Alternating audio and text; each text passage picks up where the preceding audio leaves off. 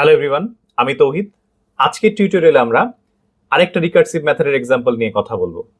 So এই জায়গায় আমরা ফ্যাক্টরিয়ালের একটা কোড দেখতে পাচ্ছি। সো ফ্যাক্টরিয়াল কিভাবে রিকার্সিভ ওয়েতে আমরা বের করতে পারি কোনো একটা নাম্বারের, এই কোডটা দেখবো। বাট বিফোর দ্যাট আমাদের নর্মাল একটা ফ্যাক্টরিয়ালের মেথড লেখা আছে, যে এই মেথডে if we send a number, that method Returns the result. So if we compile this code and run, আমরা কোডটা যদি রান করি, we get the desired output. and এটা কিভাবে করা আছে আমরা জানি, কোন নাম্বারের ফ্যাক্টরিয়াল হলো that number times n-1, দেন এইভাবে আমার চলতে থাকবে, right? For example 4 factorial is 4 times 3 times 2 times 1, right? এখন এই যে আমার কোডটা আমরা এখানে লিখলাম, নাম্বারটা আমরা কিভাবে কন্ডিশন সেট করেছি, আমরা জানি 0 যদি কোনো নাম্বার সেন্ড করি, 0 এর ফ্যাক্টরিয়াল 1 এবং 1 এর ফ্যাক্টরিয়াল 1। সো আমরা এখানে কন্ডিশন দিচ্ছি, যদি আমার নাম্বারটা নট ইকুয়ালস টু 0 হয়, তাহলে আমরা 1 থেকে একদম নাম্বারের আগ পর্যন্ত গুণ করছি। সো গুণ করলে we had a variable call result 1। So 1 Times 2 Times 3 Times 4 Times করলে আমরা ফ্যাক্টরিয়ালটা পেয়ে যাই এবং রেজাল্টটা রিটার্ন করে দিই। আর যদি ডিরেক্টলি 0 দেই, তাহলে তো আমার ইফ কন্ডিশনে কি হবে না, ঢুকবেই না, আমার ডিরেক্টলি ইন্ট রেজাল্টের 1 বসানো আছে, আমরা রেজাল্টটা রিটার্ন করে দিব।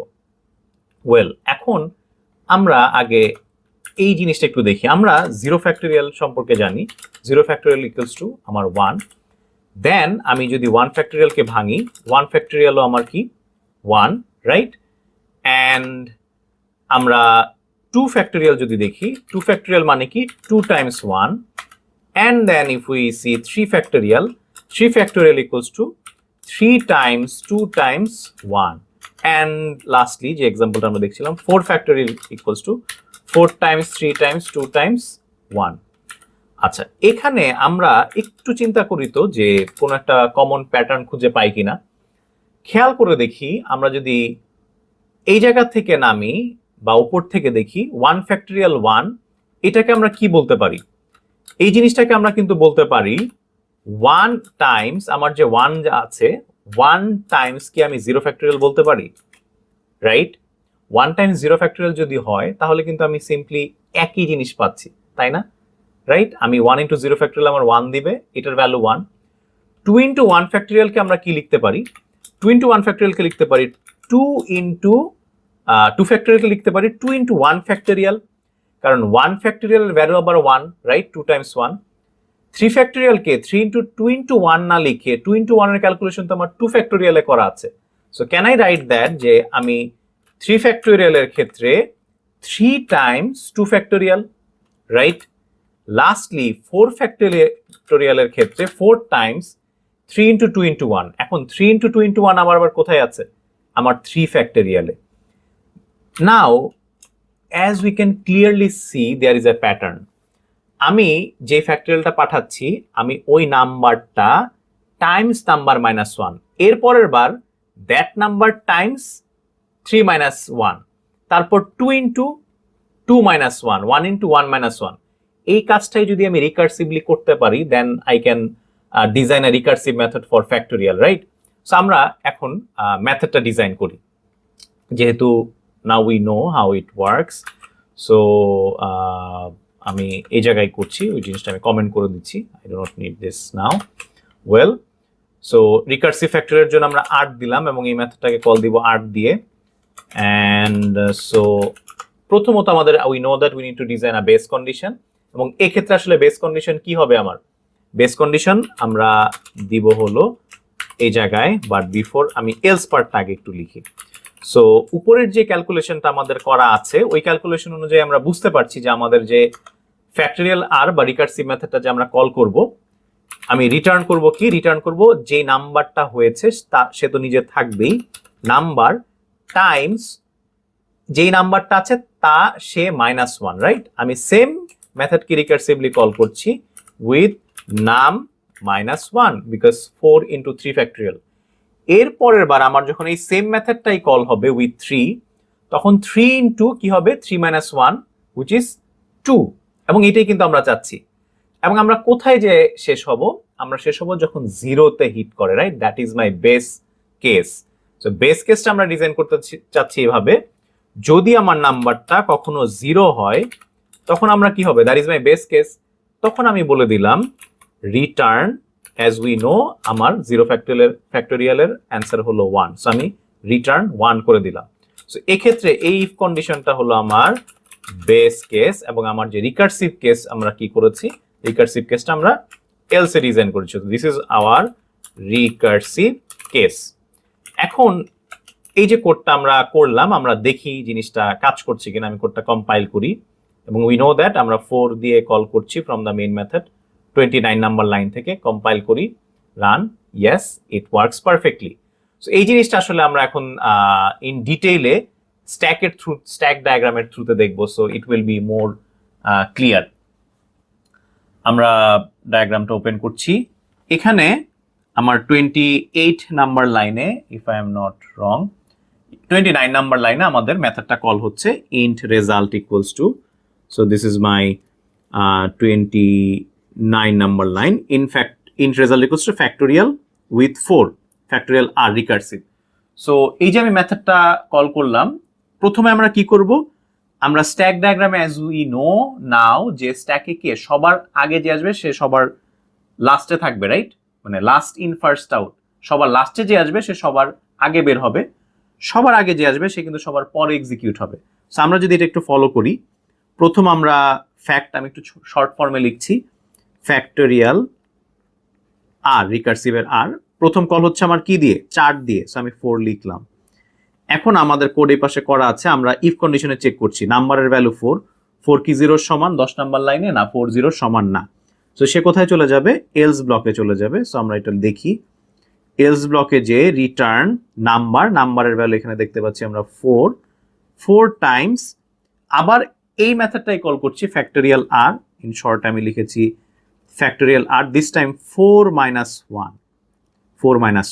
এখন এই যে আমার 4 মাইনাস কল হচ্ছে, এখন can I return 4 without calling this factorial আর? এই যে এইখানেই কিন্তু আমাদের মেইন বুঝার ব্যাপারটা। আমি রিটার্ন 4 এই মেথড থেকে কিন্তু বের হয়ে যেতে পারবো না, ওর আমি বলতে পারি না যে মেথডটার কলিং শেষ, বিকজ আমার আগে ফ্যাক্টোরিয়াল আর 4 - 1 এক্সিকিউট করতে হবে। সো এই জিনিসটাই আমরা এখানে লিখবো, রাইট? সো আমরা এই জায়গায় লিখি ফ্যাক্টোরিয়াল, এবং এই মেথডটার কাজ যেহেতু শেষ হয় নাই, আমি বললাম একটা অ্যাস্টেরিস্ক দিয়ে রাখলাম। সো ফ্যাক্টোরিয়াল আর দিস টাইম 4 - 1 3। অ্যাগেন আমি 10 নাম্বার লাইনে চেক করছি, 3 কি 0 সমান, 3 0 সমান না। So it will come to else block, এবং এলস ব্লকে এসে কি লিখবো আমরা, রিটার্ন 3 টাইমস কি হবে, 3 - 1। সো আবার আমার ফ্যাক্টোরিয়াল আর 3 - 1, এই যে আমার 3 - 1 কল হচ্ছে। 3 - 1 কল হলে ক্যান আই সে দ্যাট যে এইটা কল হওয়ার আগে রিকার্সিভ কল যে হচ্ছে ফ্যাক্টোরিয়াল 3 এর কাজ শেষ, again this method is also on hold, সে ওয়েট করছে যে ও আমাকে কোনো একটা রেজাল্ট দিবে, তারপর আমি 3 এর সাথে গুণ করব। আমি এখানেও ওয়েটিং সাইন দিয়ে রাখলাম, অ্যাস্টেরিস্ক হলো আমার ওয়েটিং সাইন। এখন আমি আবার কল করছি ফ্যাক্টোরিয়াল আর 3 - 1 which is 2, অ্যাগেন চেক করছি 2 কি 0 সমান না, 2 আমার 0 সমান না। আমি এলস ব্লকে আসলাম, again I have to write return 2 times, এবার কি আমার ফ্যাক্টোরিয়াল আর 2 - 1। এইখানে আবার আমার আরেকটা মেথড কল হচ্ছে, এই যে আমি 2 - 1 লিখলাম, এই জায়গায় আমার একটা ওয়েটিং সাইন দিচ্ছি, আমি ওয়েট করতে হচ্ছে যে মেথডের কাজ শেষ হয় নাই, দিয়ে রাখলাম। অ্যান্ড 2 - 1 কি আমার আবার মেথড কল হবে ফ্যাক্টোরিয়াল আর 2 - 1 হলো আমার 1। সো 1 দিয়ে কল হলো, চেক করছি 1 কি 0 সমান না, এলস ব্লকে আসবে, এলস ব্লকে এসে আমি আবার লিখবো রিটার্ন নাম্বারের ভ্যালু কত, 1, 1 টাইমস কি লিখবো আমরা, আবার আমার রিকার্সিভ সেম মেথডে কল হবে 1 - 1। এখন আমি যে 1 - 1 কল করছি, সো এখন ফ্যাক্ট নাম্বারে আবার কি কল হবে, এবং this is a waiting sign, and আমি এখানে লিখলাম ফ্যাক্টোরিয়াল আর 1 - 1 ইকুয়ালস টু 0। দিস টাইম নাম্বারের ভ্যালু কিন্তু 0। So now if condition is true, 0 double equals to 0, now we can write here return 1। So this is the important part now. এই জায়গায় কিন্তু আমি আর ওয়েটিং সাইন বা অ্যাস্টেরিস্ক দেই নাই, because this line is completed, return 1 করছি। এখন রিটার্ন 1 কোথায় করব, কার জন্য আমি এখানে এসেছিলাম, ওই জায়গায় আমি ব্যাক করব, রাইট? এই যে আমার ফ্যাক্টোরিয়াল 0, এই মেথডের কাজ ডান, মানে হলো এই লাইন কেটে আমি এই রিটার্ন 1 এর ভ্যালু 1 বসাতে পারি, রাইট? এখন 1 টাইমস 1 হলো 1, এবং এটা আসলে কার জন্য, আমি ফ্যাক্টরিয়াল 1 এর ভ্যালু এখন পেয়ে যাচ্ছি আমি 1 × 1 1। তাহলে এই মেথডকে কে কল করেছিল, ফ্যাক্টরিয়াল আর 2 - 1। সো এখন আমি এইটা কেটে লিখতে পারি দ্য ভ্যালু ইজ 1। এখন 2 × 1, 2 এর সাথে তো 1 গুণ করা যাবে, 2 × 1 হলো 2, এবং তার মানে আমি বলতে পারি যে অ্যাস্টেরিস্ক সাইন, ওর কাজও ডান, ফ্যাক্টরিয়াল 2। সো ফ্যাক্টরিয়াল 2 এর ভ্যালু পেলাম 2 × 1 2।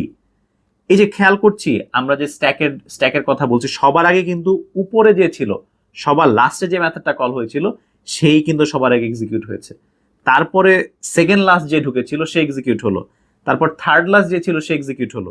এখন আমি কি করছি, ফ্যাক্টরিয়াল 2 এর ভ্যালু পেয়ে গেলাম 2 × 1, তার মানে ওর ভ্যালু আমি লিখতে পারি এখানে 2। সো 3 × 2 কত, 6।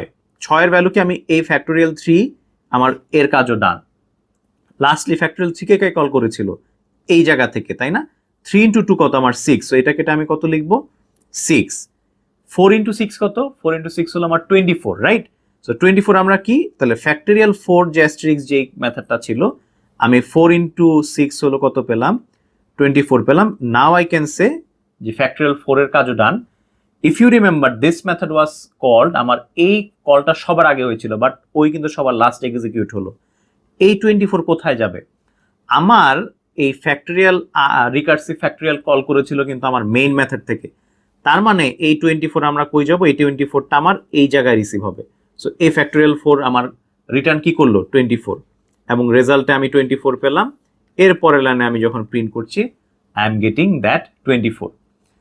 So this was the entire video for আমার ফ্যাক্টরিয়াল রিকার্সিভ ফ্যাক্টরিয়ালের যেই কনসেপ্টটা ছিল।